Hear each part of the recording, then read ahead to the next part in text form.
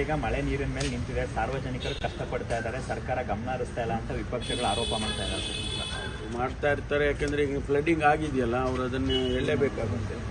ಅದನ್ನು ಸರಿಪಡಿಸಿ ಮುಂದಕ್ಕೆ ಹೋಗೋದಕ್ಕೆ ಎಲ್ಲ ಕ್ರಮನೂ ಕೂಡ BBMP ಅವರು ತಗೊಳ್ತಾ ಇದ್ದಾರೆ. ಮೊನ್ನೆಯಿಂದನೂ ಕೂಡ ನಾನು ಗಮನಿಸಿದ್ದೇನೆ. ಫಸ್ಟ್ ಟ್ರೈನ್ ಬಂದಾಗ ಯೂಶ್ವಲಿ ಈ ರೀತಿ ಆಗುತ್ತೆ. ಈ ಎಲೆಗಳೆಲ್ಲ ಬಿದ್ದಿರುತ್ತೆ, ಪೇಪರ್ಸ್ ಹಾಕಿರ್ತಾರೆ, ಜನ ಎಲ್ಲ ಬೀದಿನಲ್ಲೆಲ್ಲ ಈ ಬಾಕ್ಲುಗಳು, ಎಲೆಗಳು ಎಲ್ಲ ಸೇರಿಕೊಂಡು ಅದು ಕ್ಲಾಗಿಂಗ್ ಆಗಿರುತ್ತೆ. ಅದನ್ನು ಮೊದಲೇ ಕ್ರಮ ತಗೋಬೇಕು. ಸರ್, ಈಗಷ್ಟೇ ಸುನೀಲ್ ಕುಮಾರ್ ಅವರು ಇವತ್ತು ಜಲಪ್ರಳಯ ರೀತಿ ಆಗಿದೆ ಬೆಂಗಳೂರಿನ ಪರಿಸ್ಥಿತಿ. ನಿನ್ನೆ ಕಳೆದ 3-4 ದಿವಸದಿಂದ ಹೆಚ್ಚು ಮಳೆ ಬೆಂಗಳೂರಿನಲ್ಲಾಗಿದೆ. ಭಾಳಷ್ಟು ಚರಂಡಿಗಳಲ್ಲಿ ಡ್ರೈನೇಜು ಸಿಸ್ಟಮ್ಸ್ಗಳೆಲ್ಲ ಕ್ಲಾಗಿಂಗ್ ಆಗಿ ಭಾಳ ಅಸ್ತವ್ಯಸ್ತ ಆಗಿದೆ. ಜನಗಳಿಗೆ ಭಾಳ ತೊಂದರೆ ಆಗಿದೆ. ವಿಶೇಷವಾಗಿ ಸೌತಿಂದ ನಾರ್ತಿಗೆ ಹೋಗೋದಕ್ಕೆ ಅಥವಾ ಸಿಲ್ಕ್ ಬೋರ್ಡ್ ಹತ್ರ ವಿಪರೀತ ನೀರೆಲ್ಲ ಇದಾಗಿದೆ ಅಂತ ಹೇಳಿ, ಫ್ಲಡ್ಡಿಂಗ್ ಆಗಿದೆ ಅಂತ ಹೇಳಿ ಹೇಳ್ತಾ ಇದ್ದಾರೆ. ಇದರಿಂದ ಟ್ರಾಫಿಕ್ಕು ಕೂಡ ಭಾಳ ತೊಂದರೆ ಆಗಿದೆ. ಆ ಕಡೆಯಿಂದ ಯಾರೂ ಬರೋದಕ್ಕೆ ಸಾಧ್ಯ ಆಗ್ತಾಯಿಲ್ಲ ಅಂಥೇಳಿ ಹೇಳ್ತಿದ್ದಾರೆ. BBMP ಸ್ವಲ್ಪ ಮುಂಜಾಗ್ರತಾ ಕ್ರಮ ತೊಗೊಂಡಿದ್ದರೆ ಚೆನ್ನಾಗಿರ್ತಾಯಿತ್ತು. ಆಮೇಲೆ ಇನ್ನೊಂದು ತೊಂದರೆ ಏನಂದರೆ, ಭಾಳಷ್ಟು ಕಡೆ ಈ ವೈಟ್ ಟಾಪಿಂಗು ಮತ್ತು ರಿಪೇರಿ ಕೆಲಸಗಳು ಎಲ್ಲ ಆಗ್ತಾಯಿದೆ. ಅದಕ್ಕೆ ಸ್ವಲ್ಪ ಮಳೆಗಾಲ ಬರ್ತಾ ಇದೆ ಹತ್ರ ಅಂಥೇಳಿ ಡೆಬ್ರಿಸ್ ಎಲ್ಲ ಕ್ಲಿಯರ್ ಮಾಡಿಕೊಂಡು ಅದನ್ನೆಲ್ಲ ಮಾಡಬೇಕಾಗಿತ್ತು ಅಂತ ಅನಿಸುತ್ತೆ. BBMP ಕಮಿಷನರು ಅವರು ಎಲ್ಲ ಸ್ಪಾಟಿಗೆಲ್ಲ ಹೋಗಿ ಎಲ್ಲ ಕ್ರಮ ತಗೊಳ್ತಾ ಇದ್ದಾರೆ. ಉಸ್ತುವಾರಿ ಸಚಿವರು ಕೂಡ ಅವರು ಇನ್ಸ್ಟ್ರಕ್ಷನ್ಸ್ ಕೊಟ್ಟಿದ್ದಾರೆ ಅಂತ ನಾನು ಕೇಳಿದೆ. ಹಾಗಾಗಿ ಮಳೆಗಾಲದಲ್ಲಿ ಸ್ವಲ್ಪ ಮುನ್ನೆಚ್ಚರಿಕೆ ವಹಿಸಿದರೆ ಒಳ್ಳೆಯದಾಗುತ್ತೆ. ಅಲ್ಲ, ಪೂರ್ಣ ಪ್ರಮಾಣದಲ್ಲಿ ಉಸ್ತುವಾರಿ ಸಚಿವರು ಇಲ್ಲದೆ ಇರೋದು ಒಂದು, ಮತ್ತು ಕಾಮಗಾರಿಗಳೆಲ್ಲ ವಿಳಂಬ ಆಗಿರೋದ್ರಿಂದ ಈ ಥರ ಅವಾಂತರ ಆಗ್ತಾ ಇದೆ ಅಂತ ಆಕ್ರೋಶ ವ್ಯಕ್ತಪಡಿಸ್ತಾರೆ. ಅದೆಲ್ಲ DCM ಅವರು ಅವರೇ ಉಸ್ತುವಾರಿ ಇರೋದರಿಂದ ಅವರು ರಿವ್ಯೂ ಮಾಡಿ ಸರಿಪಡಿಸ್ತಾರೆ. ಇನ್ಸ್ಟ್ರಕ್ಷನ್ಸು ಕೊಟ್ಟಿದ್ದಾರೆ ಅಂತ ಕೇಳಿದೆ. ಈಗಾಗಲೇ ಅವರು ಆ ಡೆಬ್ರಿಸ್ ಎಲ್ಲ ಕ್ಲಿಯರ್ ಮಾಡ್ತಕ್ಕಂಥದ್ದು ಜಾಯಿಂಟ್ ಕಮಿಷನರ್ಸ್ಗಳು ಇರ್ತಾರೆ, ಏರಿಯಾ ಜಾಯಿಂಟ್ ಕಮಿಷನರ್ಸು ಅವರೆಲ್ಲ ಇರ್ತಾರೆ. ಅವರೆಲ್ಲ ಕ್ರಮ ತಗೋಬೇಕು. ಮಳೆಗಾಲ ಬರೋದಕ್ಕೆ ಮುನ್ನೆಚ್ಚರಿಕೆ ವಹಿಸಬೇಕು. ಯಾಕೆಂದರೆ ನಮಗೆ ಮೊದಲು ಈಗ 1-2 ತಿಂಗಳಿಂದ ಸ್ವಲ್ಪ ಬೇಸಿಗೆ ಕಾಲದಲ್ಲಿ ಮಳೆ ಬರುತ್ತೆ. ಇನ್ನೇನು ಮೇ ಜೂನಿಗೆ ಮಳೆ ಬರುತ್ತೆ ಅನ್ನೋದು ಗೊತ್ತಿರೋಂಥ ವಿಚಾರ. ಪ್ರತಿ ವರ್ಷ ಇದು ಆಗ್ತಾನೇ ಇರುತ್ತೆ. ಅದಕ್ಕೆ ಮುನ್ನೆಚ್ಚರಿಕೆ ವಹಿಸಿದರೆ ಸ್ವಲ್ಪ ಮಟ್ಟಿಗಾದರೂ ಕೂಡ ನಾವು ಅದನ್ನು ಕಂಟ್ರೋಲ್ ಮಾಡಬೇಕು. ಒಂದೇ ಮಳೆಗೆ ಹೀಗಾದರೆ ಸರ್, ಇನ್ನೂ ಮಳೆ ಈಗ ಮೊದಲನೇ ಯೂಶ್ವಲಿ ಏನಾಗುತ್ತೆ ಅಂದರೆ, ಮೊದಲನೇ ಮಳೆಯಲ್ಲೇ ಈ ಕ್ಲಾಗಿಂಗ್ ಎಲ್ಲ ಆಗೋದು. ಆಮೇಲೆ ಅಷ್ಟೊಂದು ಇರೋಲ್ಲ, ಯಾಕೆಂದರೆ ತೆಗೆದುಬಿಡ್ತಾರೆ. ಕ್ಲಾಗಿಂಗ್ ಆದ ತಕ್ಷಣ ಅದನ್ನೆಲ್ಲ ತೆಗಿತಾರೆ. ಬಟ್ ಕ್ಲಾಗಿಂಗ್ ಆಗೋಕ್ಕೆ ಮುಂಚೆನೇ ಎಲ್ಲೆಲ್ಲಿ ಆಗುತ್ತೆ ಅಂತೇಳಿ ನಮಗೊಂದಿಷ್ಟು ಮಾಹಿತಿ ಇರುತ್ತೆ.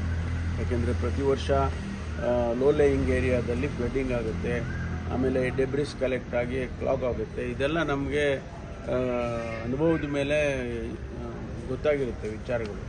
ಅದನ್ನು ಕ್ರಮ ತಗೋಬೇಕು BBMP ಅವರು. ಸರ್, ಗ್ರೇಟರ್ ಬೆಂಗಳೂರು ಅಂತಲ್ಲಿದ್ದಾರೆ ಅಂತ ಅಲ್ಲಿನ ಕಮಿಷನರ್ಗೆ ಪತ್ರ ಬರೆದಿದ್ರು. ಆದರೂ ಅದನ್ನು ಸೀರಿಯಸ್ ಆಗಿ ತಗೊಂಡಿಲ್ಲ ಅಂತೇಳಿ ಟೀಕೆ ಮಾಡಿ.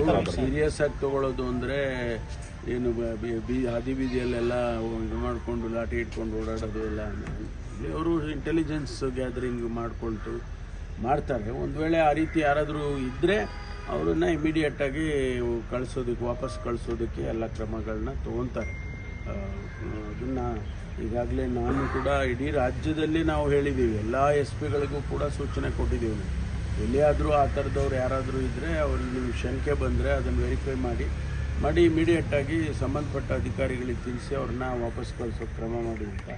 ಹುಬ್ಬಳ್ಳಿನಲ್ಲೂ ಹುಬ್ಬಳ್ಳಿ, ಧಾರವಾಡ, ಬೆಳಗಾಮು ಆ ಭಾಗದಲ್ಲೂ ಕೂಡ ಇದ್ದರೆ ಅವ್ರನ್ನ ಐಡೆಂಟಿಫೈ ಮಾಡಿ ಇಮಿಡಿಯೇಟಾಗಿ ವಾಪಸ್ ಕಳಿಸೋದಕ್ಕೆ ಕ್ರಮ ತಗೊಂಡಿದ್ದೀವಿ.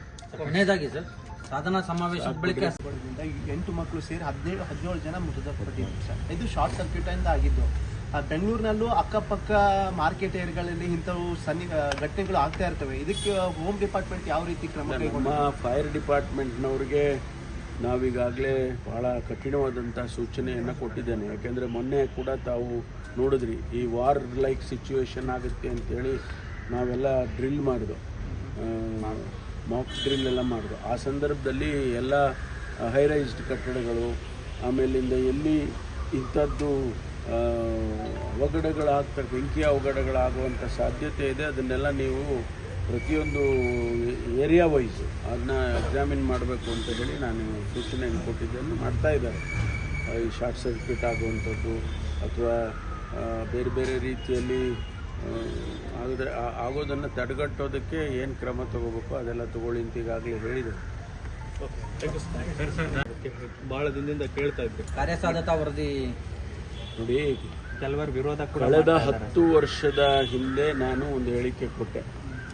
ತುಮಕೂರಿಗೆ ಮೆಟ್ರೋ ತಂದರೆ ಬೆಂಗಳೂರಿನ ಪ್ರೆಷರ್ ಕಡಿಮೆ ಆಗುತ್ತೆ, ಹೆಚ್ಚು ಜನ ಬೆಂಗಳೂರಿನಲ್ಲಿ ತುಮಕೂರಿಂದ ಬೆಂಗಳೂರಿಗೆ ಸುಮಾರು ಲಕ್ಷಾಂತರ ಜನ ಪ್ರವಾಸ ಮಾಡ್ತಿದ್ದಾರೆ, ಪ್ರತಿನಿತ್ಯ ಓಡಾಡ್ತಾರೆ. ಅದಕ್ಕೆ ಈಸಾಗುತ್ತೆ. ಈಗ ಹೇಮಾವತಿ ನದಿ ನೀರು ಬಂದ ಮೇಲೆ, ಕುಡಿಯೋ ನೀರು ಬಂದ ಮೇಲೆ ತುಮಕೂರಿಗೆ ಭಾಳ ಜನ ಅಲ್ಲೇ ಮನೆಗಳು ಕಟ್ಕೊಂಡು ಜೀವನ ಮಾಡ್ತಕ್ಕಂಥದ್ದು. ಬೆಂಗಳೂರಿಗೆ ಪ್ರೆಷರ್ ಕಡಿಮೆ ಆಗುತ್ತೆ ಅಂತೇಳಿ ನಾನು ಅವತ್ತು ಒಂದು ಹೇಳಿಕೆ ಕೊಟ್ಟಿದ್ದೆ. ಅದು ಹಾಗೆ ಬೆಳ್ಕೊಂಡು ಬಂತು. ಆಮೇಲೆ ನಾವು ಎಲ್ಲ ಸಂದರ್ಭದಲ್ಲೂ ಇದನ್ನು ಮಾಡಿದರೆ ಸೂಕ್ತ ಅಂತೇಳಿ ಕಳೆದ ಬಾರಿ ಮುಖ್ಯಮಂತ್ರಿಗಳ ಮನವೊಲಿಸಿ ಅವರು ಬಡ್ಜೆಟ್ನಲ್ಲಿ ಸ್ಪೀಚಲ್ಲಿ ಅನೌನ್ಸ್ ಮಾಡಿದ್ರು. ಅದನ್ನು ನಾವು ಈಗ ಅದಕ್ಕೆ ಒಂದಿಷ್ಟು ಪುಷ್ಟಿ ಸಿಕ್ಕಿದಾಗೆ ಒಂದು ಪಾಸಿಬಿಲಿಟೀಸ್ ಏನು ಇದೆಯಾ ಇಲ್ವಾ ಅನ್ನೋದಕ್ಕೆ ಒಂದು ವರದಿಯನ್ನು ಕೊಡಬೇಕು ಅಂತೇಳಿ ಒಂದು ಹೈದರಾಬಾದ್ ಕಂಪನಿಗೆ ಟೆಂಡರ್ ಕರೆದು ಕೊಟ್ಟಿದ್ದರು. ಅವರು ಈಗ ಆ ವರದಿಯನ್ನು ಕೊಟ್ಟಿದ್ದಾರೆ ಸರ್ಕಾರಕ್ಕೆ. ಅದರ ಸಾಧಕ ಬಾಧಕಗಳನ್ನು ನೋಡಿ, ಅದರ ಹಣ DPR ಮಾಡಬೇಕಲ್ಲ, ಹಣ ಖರ್ಚಾಗತಕ್ಕಂಥದ್ದು ಯಾವ ರೀತಿ ಮಾಡಬೇಕು, ನ್ಯಾಷನಲ್ ಹೈವೇನಲ್ಲಿ ತೊಗೊಂಡು ಹೋಗ್ಬೇಕಾ ಇಲ್ಲ ಪಕ್ಕದಲ್ಲಿ ತೊಗೊಂಡು ಹೋಗ್ಬೇಕಾ, ಅದೆಲ್ಲ ಅವರು ಎಕ್ಸಾಮಿನ್ ಮಾಡ್ತಾರೆ. ಈ ಮಧ್ಯೆ ಕೆಲವರು ಹೇಳಿಕೆ ಕೊಟ್ಟಿದ್ದಾರೆ. ನಮ್ಮ ಬೆಂಗಳೂರಿನ ಸಂಸದರು, ಇಬ್ಬರು ಸಂಸದರು ಹೇಳಿಕೆ ಕೊಟ್ಟಿದ್ದಾರೆ. ಅವರಿಗೇನು ಗೊತ್ತಿಲ್ಲ, ಅವರಿಗೆ ವಿರೋಧನೂ ವ್ಯಕ್ತಪಡಿಸಿದ್ದಾರೆ. ಅದೇನೋ ಸ್ಟುಪಿಡ್ ಗಿಪಿಟ್ ಅಂತ ಎಲ್ಲ ಹೇಳ್ತಾರೆ. ನನಗೆ ಅರ್ಥ ಆಗಲಿಲ್ಲ ಅದು. ಯಾಕೆಂದರೆ ನಮ್ಮ ಉದ್ದೇಶ ಇರುವಂಥದ್ದು ಬೆಂಗಳೂರು ಭಾಳ ದೊಡ್ಡದಾಗಿ ವೇಗವಾಗಿ ಬೆಳೀತಾ ಇದೆ. ಈಗ ನಮ್ಮಲ್ಲಿ 20,000 ಎಕರೆನಲ್ಲಿ ಇಂಡಸ್ಟ್ರಿಯಲ್ ಹಬ್ ಮಾಡಿದ್ದಾವೆ ತುಮಕೂರಿನಲ್ಲಿ. ಜನ ಓಡಾಡೋದಕ್ಕೆ ಭಾಳ ಸುಲಭ ಆಗುತ್ತೆ. ನೋಡಿ 1 ಗಂಟೆ ರಸ್ತೆ ಇವತ್ತು ನಾವುಗಳು ಓಡಾಡೋದಕ್ಕೇನೆ 2 ಗಂಟೆ ಆಗಿಬಿಡುತ್ತೆ ಒಂದೊಂದು ಸಾರಿ. ಎಲ್ಲಾದರೂ ಟ್ರಾಫಿಕ್ ಜಾಮ್, ಆಕ್ಸಿಡೆಂಟ್ಗಳು ಅಂಥವೆಲ್ಲ ಆದರೆ ಭಾಳ ಕಷ್ಟ ಆಗುತ್ತೆ. ದಿನನಿತ್ಯ ಜನ ಅಲ್ಲಿ ಅನುಭವಿಸ್ತಾ ಇದ್ದಾರೆ. ಆಮೇಲೆ ಜೊತೆಗೆ ತುಮಕೂರು ಕೂಡ ಬೆಳಿಬೇಕಲ್ಲ, ಜಸ್ಟ್ ಓನ್ಲಿ 60 ಕಿಲೋಮೀಟರ್ಸು. ಅವರು ಸಂಸದರೆಲ್ಲ ಅಂತಾರಾಷ್ಟ್ರೀಯ ವಿಚಾರಗಳನ್ನು ತಿಳ್ಕೊಂಡಿದ್ದಾರೆ ಅಂತ ಅಂದ್ಕೊಂಡಿದ್ದೆ ನಾನು. ಯಾಕೆಂದರೆ ಬೇರೆ ಬೇರೆ ಪಟ್ಟಣಗಳು, ದೊಡ್ಡ ದೊಡ್ಡ ಪಟ್ಟಣಗಳು, ಟೋಕಿಯೋ ಇರ್ಬೋದು, ಲಂಡನ್ ಇರ್ಬೋದು, ಅಥವಾ ನ್ಯೂಯಾರ್ಕ್ ಇರ್ಬೋದು, ಇವೆಲ್ಲ ದೊಡ್ಡ ದೊಡ್ಡ ಪಟ್ಟಣಗಳಲ್ಲಿ ದೂರ ಊರುಗಳನ್ನು ಡೆವಲಪ್ ಮಾಡ್ತಾರೆ. ಯಾಕೆಂದರೆ ಅದು ಸಿಟಿಗಳಿಗೆ ಪ್ರೆಷರ್ ಕಡಿಮೆ ಆಗಲಿ, ಆ ಉದ್ದೇಶ ಇಟ್ಕೊಂಡು ನಾವು ಮಾಡಿದ್ದೇವೆ. ನಾವು ಬೇರೆ ಏನೋ ತಮಾಷೆಗೆ ಮಾಡಿರ್ತಕ್ಕಂಥದ್ದಲ್ಲ. ಅವರು ಸ್ವಲ್ಪ ಅರ್ಥ ಮಾಡಿಕೊಂಡು ಹೇಳಿಕೆಗಳನ್ನ ಕೊಟ್ಟರೆ ಉತ್ತಮ ಅಂತೇಳಿ ಅನಿಸುತ್ತೆ. ಈಗ ಸೋಮಣ್ಣವರು ಸಚಿವರಿದ್ದಾರೆ, ನಮ್ಮ ಸಂಸದರು, ತುಮಕೂರಿನ ಸಂಸದರು, ಅವರು ಬೆಂಗಳೂರಿನಲ್ಲಿದ್ದವರೇ, ಬೆಂಗಳೂರಿನಿಂದ ಬಂದಿದ್ದಾರೆ. ಅವ್ರಿಗೆ ಚೆನ್ನಾಗಿ ಅರ್ಥ ಆಗಿದೆ. ಈಗಾಗಲೇ ತುಮಕೂರಿನ ವಿಷಯಗಳೆಲ್ಲ ಭಾಳ ಚೆನ್ನಾಗಿ ಅರ್ಥ ಆಗಿದೆ. ಅವರು ಹೇಳಿದ್ದಾರೆ. ರೈಲ್ವೆ ಸಚಿವರಾಗಿರುವಂಥವರು, ಅವ್ರಿಗೂ ಕೂಡ ಇವತ್ತು ಮೆಟ್ರೋ ಮಾಡಬೇಕು ಅಂತಕ್ಕಂಥ ವಿಚಾರ ಅವ್ರಿಗೂ ಸಮಾಧಾನವಾಗಿದೆ, ಅವ್ರಿಗೂ ಅರ್ಥ ಆಗಿದೆ.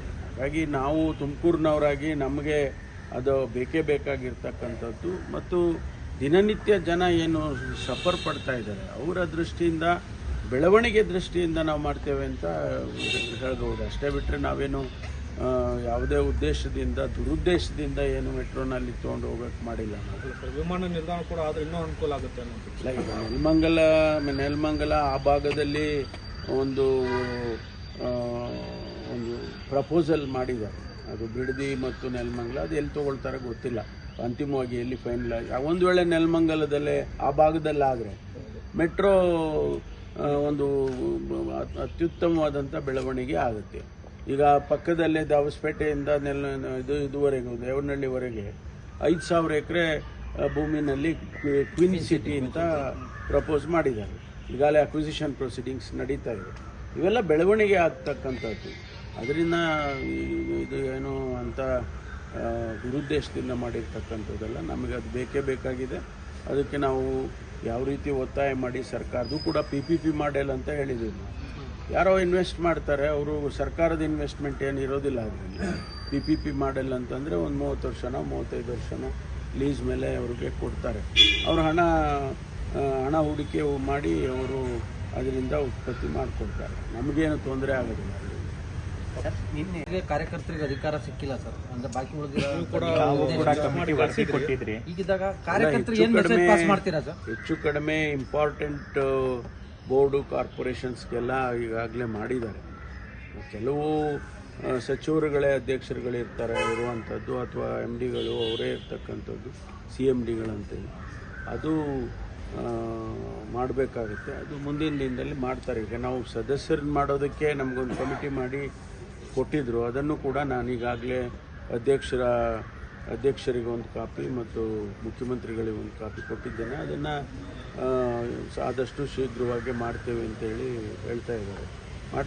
ತುಂಬಾ ತಿಂಗಳುಗಳೇ ಆಗಿದೆ ಸರ್ ಇದನ್ನ ಲಿಸ್ಟ್ ಕೊಟ್ಟು, ಆದ್ರೂ ಕೂಡ ಸರ್ಕಾರ ಮಾಡ್ತಾರೆ. ಅದಕ್ಕೊಂದು ಪ್ರೊಸೀಜರ್ ಇದೆಯಲ್ಲ, ಎಲ್ಲ ವೆರಿಫಿಕೇಶನ್. ಅಲ್ಲ ಸರ್, ಈಗ ತುಮಕೂರಿಗೆ ಖುಷಿ ವಿಚಾರ ಸರ್, ಮೆಟ್ರೋ ವಿಸ್ತರಣೆ ಆಗೋಕ್ಕೆ ಅವಕಾಶ ಮಳೆ ಬಂದು ಸಾಕಷ್ಟು ಸಮಸ್ಯೆ ಆಗಿದೆ. ಇಂಥ ಟೈಮಲ್ಲಿ ಸಮಾವೇಶ ಬೇಕಾ ಅಂತ ಪ್ರಶ್ನೆ ಮಾಡಿದ್ದಾರೆ ಸರ್.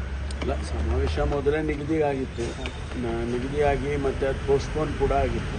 ಹಾಗಾಗಿ ಅದನ್ನು ಏನು ಇದಕ್ಕೋಸ್ಕರ ಮಾಡಿರ್ತಕ್ಕಂಥದ್ದಲ್ಲ. ಅದರಿಂದ ಅದು ಎಲ್ಲ ಹೊರಗಡೆ ಆಗಿರೋದು. ಹೊಸಪೇಟೆಯಲ್ಲಿ ಸಮಾವೇಶ ಆಗೋದು, ಬೆಂಗಳೂರಿನಲ್ಲಿ ಏನು ಮಾಡ್ತಾ ಇಲ್ಲಲ್ಲ. ಅದರಿಂದ ಮೊದಲೇ ನಿಗದಿಯಾಗಿತ್ತು, ಅದಕ್ಕೋಸ್ಕರ ಮಾಡ್ತಾ ಇದ್ದೇವೆ. ಅದಕ್ಕೂ ಇದಕ್ಕೂ ನಾವು ಹೋಲಿಕೆ ಮಾಡೋಕ್ಕಾಗುತ್ತೆ. ಸರ್ಕಾರ ಬಂದು 2 ವರ್ಷ ಆಯಿತು. ಹೆಚ್ಚಿನ ಸುದ್ದಿಗಳಿಗಾಗಿ ನಮ್ಮ ಚಾನೆಲ್ನ ಸಬ್ಸ್ಕ್ರೈಬ್ ಮಾಡಿ.